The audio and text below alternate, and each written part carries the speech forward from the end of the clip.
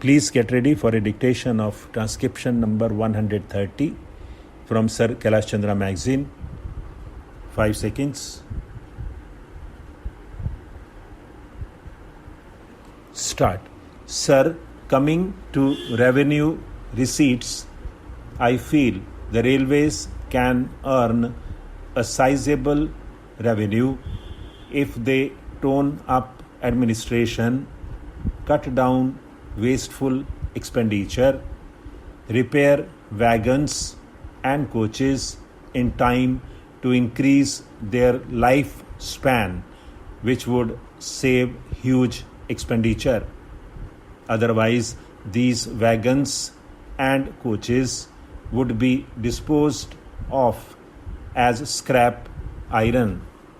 I suggest more sheds and more repair workshops are to be established, and timely repair work is to be taken up. The railways should also control thousands of ticketless travelers, and revenue can also increase by checking damage to railway property, wagon breaking and theft by anti-social elements, for which huge compensation is being paid by them. Vast land adjoining railway lines has been illegally occupied, and if this land can be reoccupied and can be properly utilized, then the railways will be able to earn more revenue.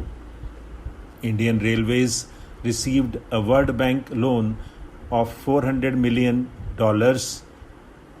Besides, the railways have received $190 million as loan for the Asian Development Bank for loco procurement and for importing new technologies, and the Exim Bank of Japan co-financed the loan with $100 million credit. Nothing has been stated about this loan as to how it was utilized, and this fund should have accountability, at least to the members of this august House, and the railways should work vigorously to promote tourism by providing a mode of transportation which is not only economical but has a special fascination for the tourists. For this purpose, the Honorable Minister will have to work in consultation with the Minister of Civil Aviation and also the states, and this will help the railways to earn more revenue. I understand the Indian Railways are a founder member of ESCAP, that is Economic and Social Commission of Asia and the Pacific. Since the Indian Railways enjoy international cooperation, I would like to know whether this relation has further improved so as to receive more funds from them for overall development of the railways and also for the technological upgradation, modernization of the railway system, and also whether any exchange program for technical assistance has been formulated, as this would considerably help the Indian Railways to improve the existing infrastructure, the technological upgradation of the network, upgradation of the communication network, and computer-based freight operation system, and more computerization of passenger reservations in metropolitan towns. I believe funds that would be available through international cooperation may be utilized for improvement purposes and for increasing revenue, and it would not be necessary to hike passenger fares and freight charges as proposed in the budget. In the annual report and accounts 1988-89 of the Indian Railways, detailed information on research and development has been given on page 34 to 38.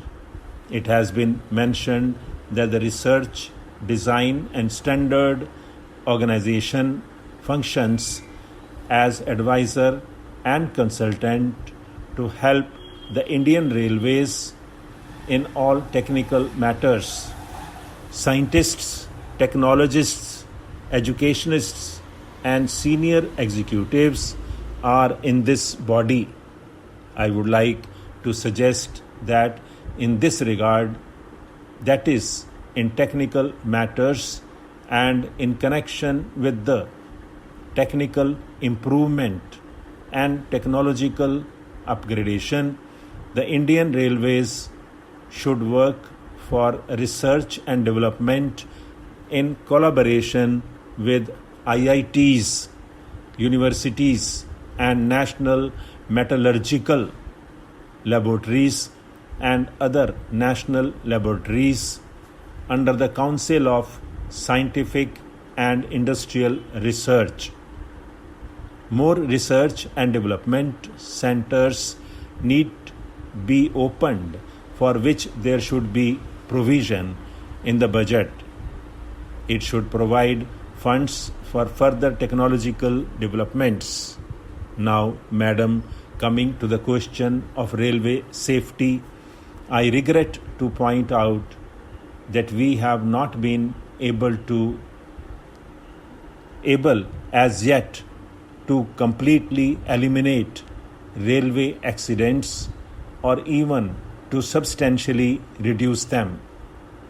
Only a few days back, the railway minister made a statement regarding a serious accident involving the Dehradun-Bombay Central Express, which took place on the 14th of this month. To my mind, the possibilities of railway accidents can be substantially brought down by an all-round vigilance of the operation staff and by enhancing operational efficiency. I do not know if it is possible to evolve some sort of foolproof arrangement whereby a train moving on the line can receive back positive signal through ultrasonic system about the existence of another moving train from the opposite direction. Such ultrasonic systems are used by navigators in order to protect their ships against accidents with iceberg. Can similar signaling system not be used in trains also, so that accidents can be avoided? The Honorable Minister has mentioned about passenger amenities. At present, the long distance passengers, even in super-fast trains, do not get reasonable comforts during their journey. Many unauthorized passengers from the intermediate stations without any reservation forcibly get into reserved compartments and disturb the bona fide passengers, and more often the railway staff are unable to provide any relief. Stop.